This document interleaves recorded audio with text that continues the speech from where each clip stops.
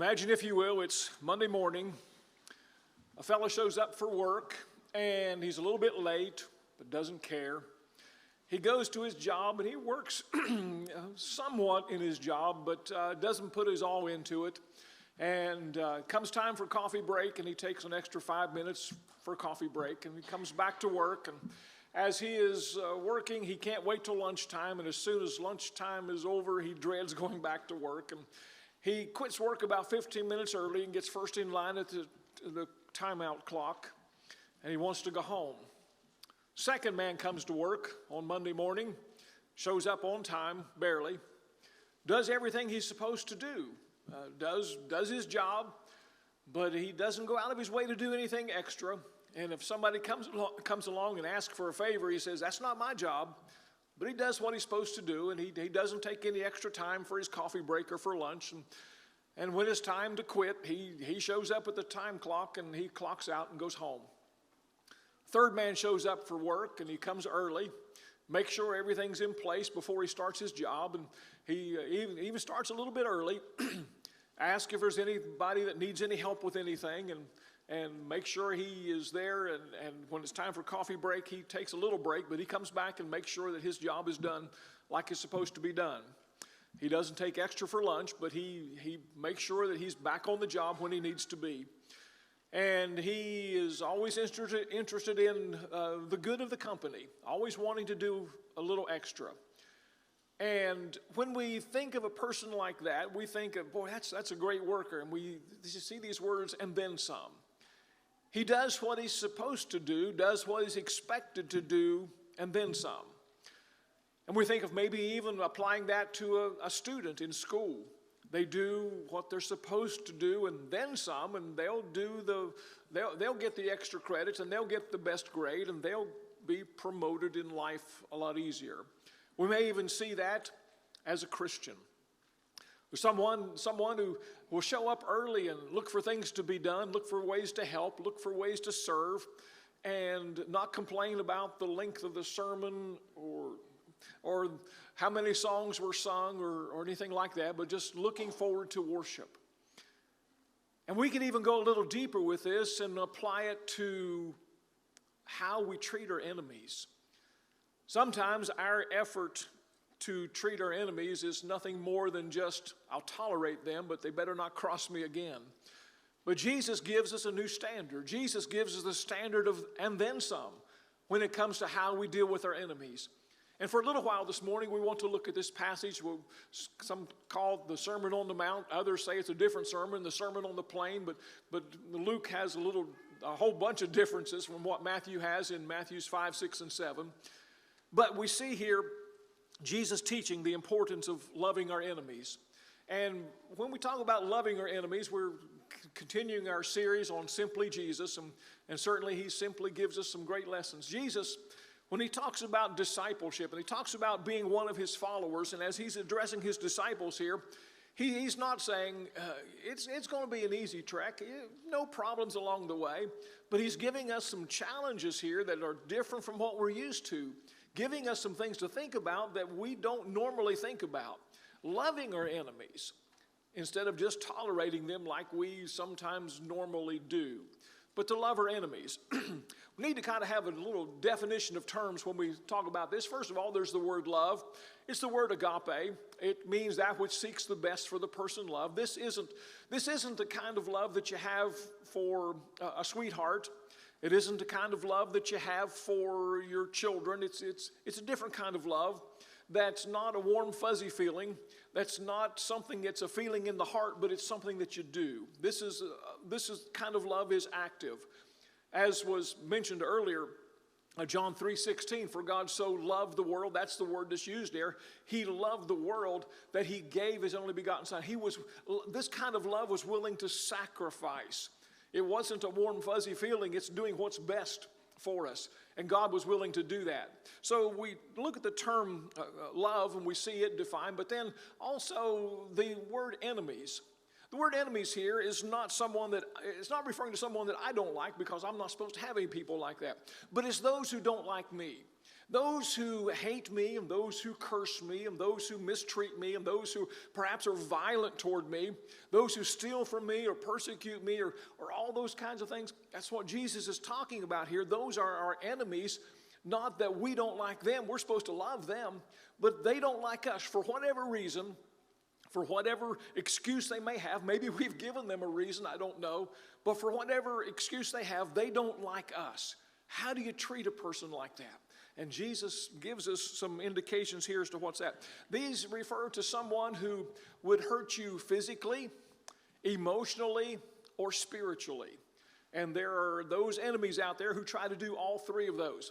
I don't know about you, but I've thought about the past day or two, especially last night. It was dark out, and I came over to the building, and I walked over, and I was going to run the bulletin, and Beth says, "Call me when you get there, and call me when you're locked in the building." You know, there's someone that's kind of on the loose. We don't know where he is, and he may be in Stantonville, but he's on the loose in Tennessee somewhere, or maybe even another country by now. I don't know. But Beth said, "Be sure you lock the door." And it kind of rolled through my mind, what would I do if he jumped out from behind the building about the time I got to the door? What would I do? He doesn't like me I haven't done anything to him, but he won't like me. But how do you treat that person?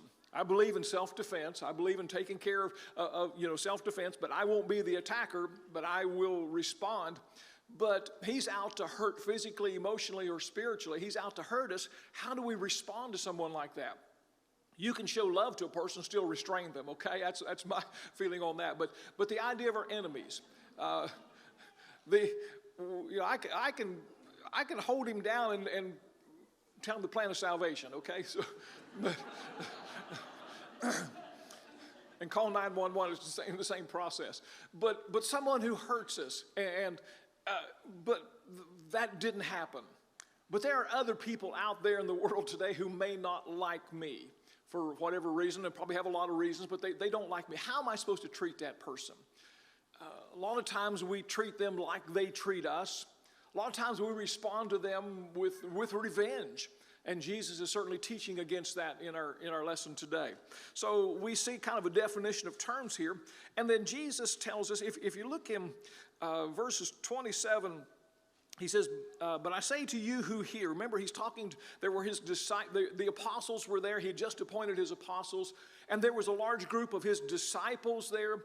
And then there were multitudes from Jerusalem and Judea and Sidon and that area. So lots of people were there. A lot of people had been healed, and now he's talking to them. So he says, "I say to you who hear," those who were willing to listen to what he had to say, "love your enemies." Well, how do we respond to enemies? And he gives us kind of three things here. How do we respond to them?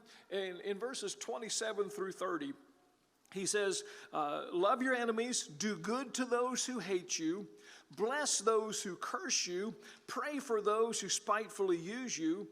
To him who strikes you on the one cheek, offer the other also. From him who takes away your cloak, do not withhold your tunic. Give to everyone who asks of you, and from him who takes away your goods, do not ask them back." So he kind of gives some instruction here how we're to respond. He says, first of all, give them some practical assistance. Do good to them. Now, sometimes that's hard. Sometimes you have to really search your soul in, what can I do good for this person that doesn't like me, that's trying to hurt me? What can I do good for them? How can I reach out to them? And it means practical assistance, some kind of physical service. Offer to help them in some way. Offer to do something for them. Maybe it's change a tire, fix a door, cook a meal, whatever. If that person doesn't like you, what can I do to get out of myself and to do something good for that person? Now, it may be difficult to kind of roll that through your head and come up with an idea there, but to some practical assistance, someone who's out to hurt you, do good for them, Jesus says. But not only that, he says we need to have some kind of verbal affirmation. He says, bless them. Bless them who curse you. Now, typically, if someone in the world, if someone curses you, it just kind of, you respond in kind, curse them back. But as Christians, we don't do that. Sometimes as Christians, when we're cursed, we may mumble something under our breath. We won't say anything bad, but our thoughts aren't really good. But Jesus goes beyond that and says, Jesus, remember the first words we had on the screen, and then some? Don't just not react, but react in a good way. Bless them. Or say something good about them, say something good to them. There is good in everybody, a little bit of good in everybody. Find something good to say about someone that's treating you badly, and tell them, or tell somebody else, hey, you know, so-and-so, they may have been, you know, a little, treated me not quite right, but you know, they have a good side to them. So to bless them, some kind of verbal affirmation to let people know that you're a step above. You're not responding like the world responds. You're responding like Jesus' disciples respond, like Jesus said we need to respond. So a verbal affirmation, and then a spiritual intercession. He says, pray for them. Well, what do you pray? How do you pray for someone who's out to hurt you? Do you pray that God will give them a flat tire? Do you pray that, well, maybe something bad will happen to them? Or do you pray for them that they can improve their lives, that they can perhaps see that there's a different way to live, a better way to live?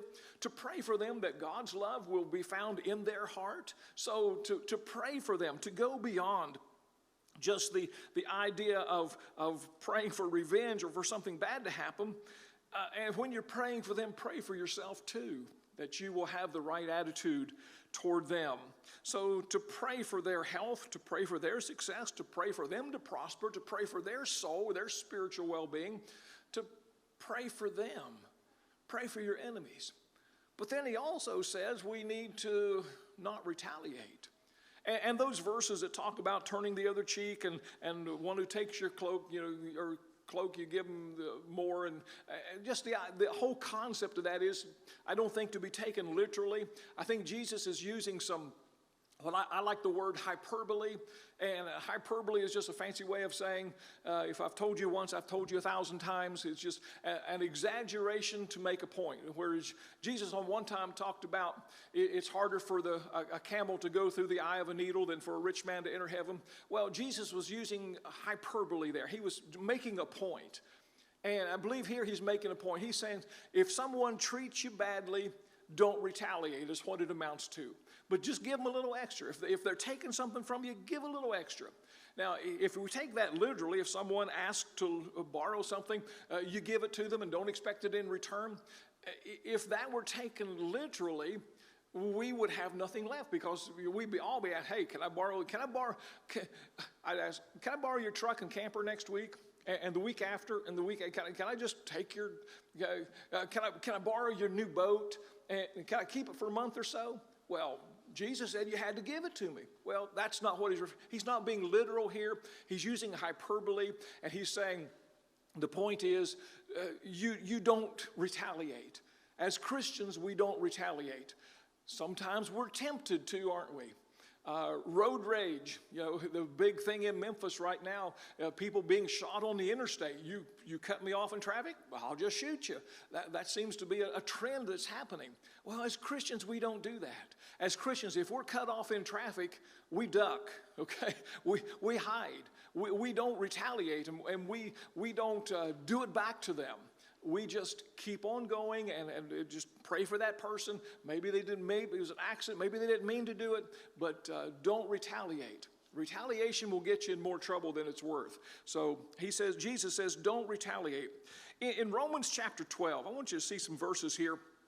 Romans 12, in verses 17 and following, Paul says, repay no one evil for evil. Have regard for good things in the sight of all men. If it is possible, as much as depends on you, live peaceably with all men. Beloved, do not avenge yourselves, but rather give place to wrath, for it is written, vengeance is mine, I will repay, says the Lord. Therefore, if your enemy is hungry, feed him. If he's thirsty, give him a drink. For in so doing you will heap coals of fire on his head. Do not be overcome by evil, but overcome evil with good. I read just this past week a little idea of this heaping coals of fire on his head. Usually we say, well, that'll just embarrass him, but there may be a little bit more to that, and let me share with you just an idea concerning that. The heaping the coals of fire on his head. Back in those days, they couldn't walk over and flip a switch and turn on the furnace, nor could they turn a knob and turn the cook stove on and everyone would just start cooking. But they had to keep a fire going. They had to keep coals of fire. And if you wake up in the middle of the night and your house is getting cold, by the time morning comes, you want to, maybe the coals have all gone cold and you're getting cold, and you go over to your neighbor. And maybe this neighbor has been an enemy up to this point, and your neighbor really needs a favor here. So your neighbor comes over, and they haven't treated you very kindly, but they need some coals to get their fire started again. You happen to make it through the night, and your coals are still hot. So you grudgingly, they've got this little pot to put the coals in so they can carry it back home, and you just get a pair of tongs and you put one coal in. Okay, go. No, Jesus says you heap coals of fire. You fill that pot up, and they'll probably carry it on their head back to the house. Perhaps that has an idea here. So the idea of going beyond and then some. Do a little more in treating your neighbors right. So Jesus talked about how we respond to them. And then he said we need to practice the golden rule. Practice the golden rule. Now, I find it interesting, if we're going to keep things in context, Jesus here says concerning the golden rule, it's right in the middle of how we treat our enemies. Usually we pull this verse out and we apply it to our families, our spouses, or other Christians, or our friends and neighbors, people that we like. But here, Jesus applies it to our enemies. You treat your enemy like you would want to be treated. Someone who doesn't like you and you know that they may do something bad against you, well, don't do something bad against them because of that. You treat them right. You actively do something good for them. Remember, he says, do good to them who hate you. Well, do something good for them even before they do something bad to you. So doing something good, getting out of yourself, and this idea of and then some. So Jesus talks about the golden rule. If you look at verse 31, and just as you want men to do to you, you also do to them likewise. And he said, when we talk about people in the world, they do the same thing. The idea of even sinners love those who love them. Look at verses 32 to 34. But if you love those who love you, what credit is that to you? For even sinners love those who love them. And if you do good to those that do good to you, what credit is that to you? Even sinners do the same. And if you lend to those from whom you hope to receive back, what credit is that to you? For even sinners lend to sinners and receive much back. So he says here, we need to realize that if you just give because they're going to give back, the world does that. They do good to one another. They give to one another. But Jesus calls us to do these things to our enemies, not just our friends, but to our enemies, to treat them with love and respect, with generosity. Jesus calls us not to do these things just to our friends, but to our enemies. Now, when all this happens, and when we're treating our enemies, those who don't like us, when we're treating them the way we know we need to treat them, when we give the and then some, what's the result of that? What happens to that? Well, in verse 35, we see a couple things here. He says, but love your enemies. Do good and lend, hoping for nothing in return. And then he mentions two things. Your reward will be great, and you will be the sons of the Most High, for he is kind to the unthankful and evil.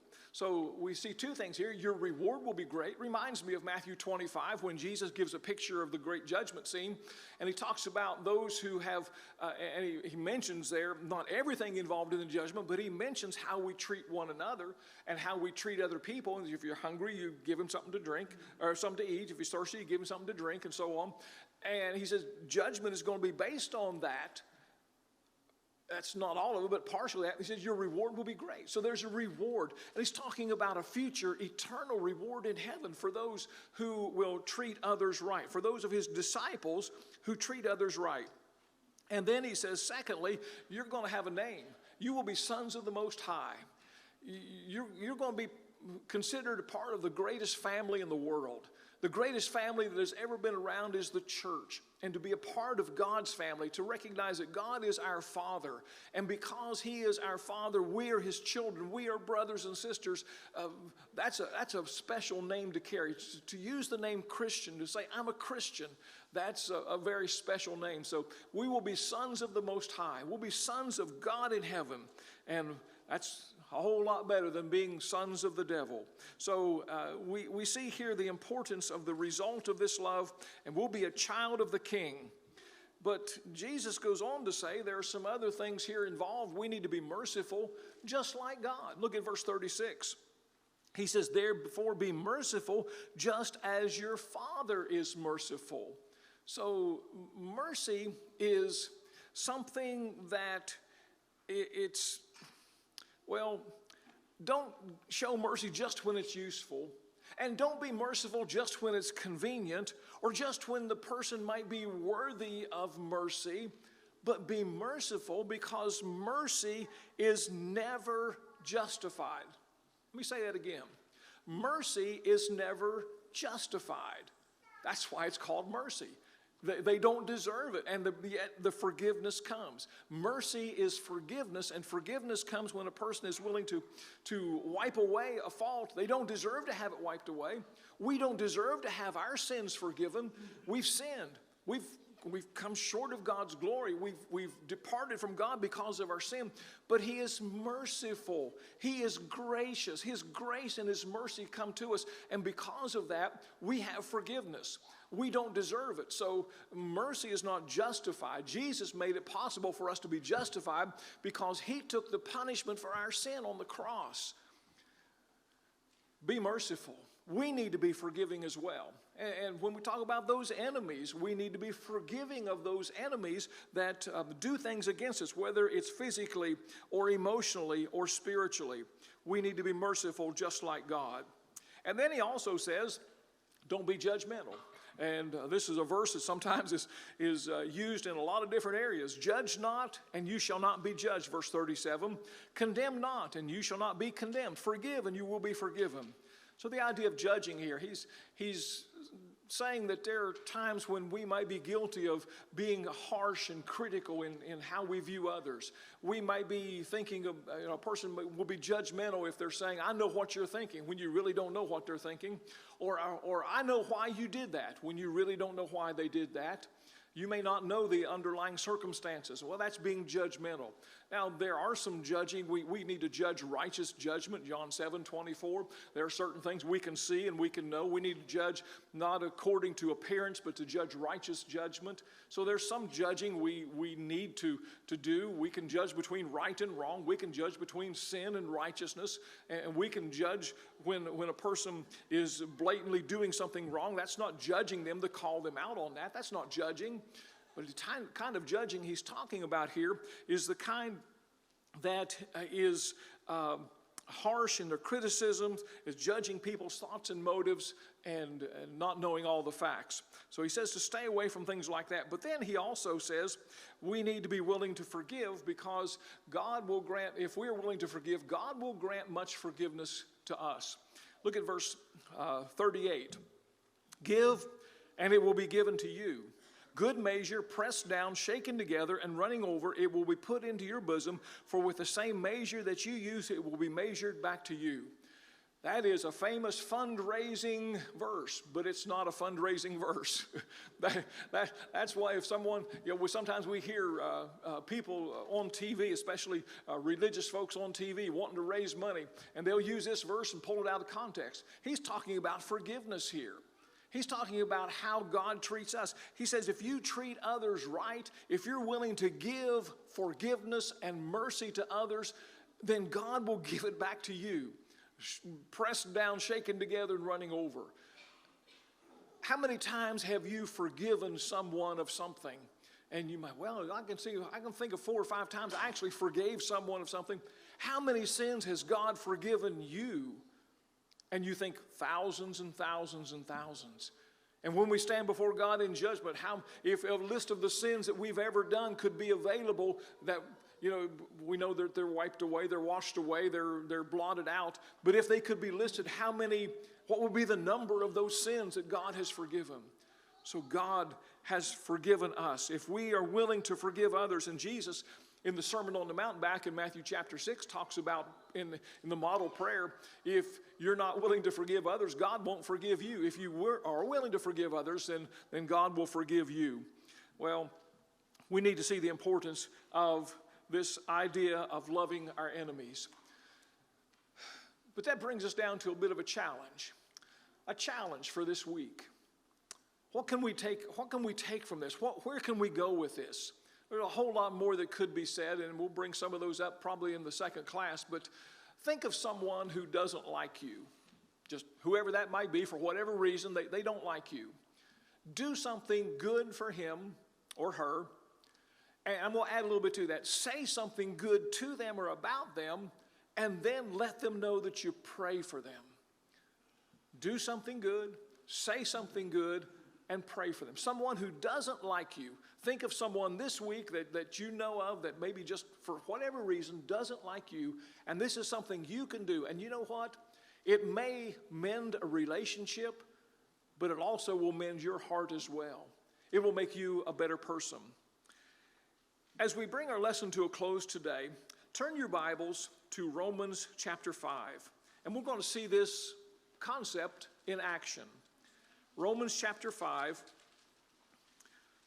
verses 6 through 8. For when we were still without strength, in due time Christ died for the ungodly.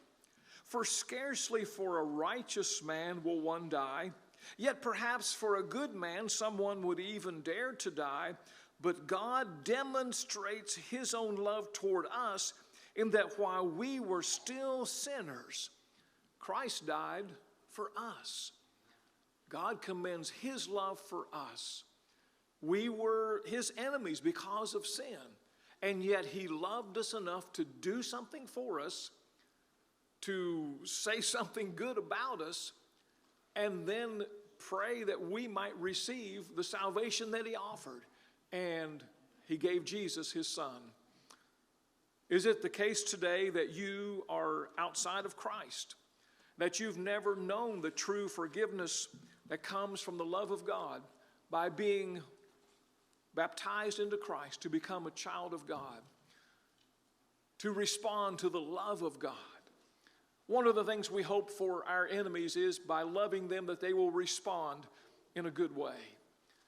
Jesus loved us and God loved us, and he wants us to respond to that love in a good way. If you've never obeyed the gospel, please today make that a priority. If you have obeyed the gospel, but you haven't been living as you ought to live, and you need to come back and know that God will. If you've struggled with enemies, if you have an enemy right now that is just plaguing you and you need some help with that, we can pray with you and for you and assist you in finding help and overcoming the problem with enemies.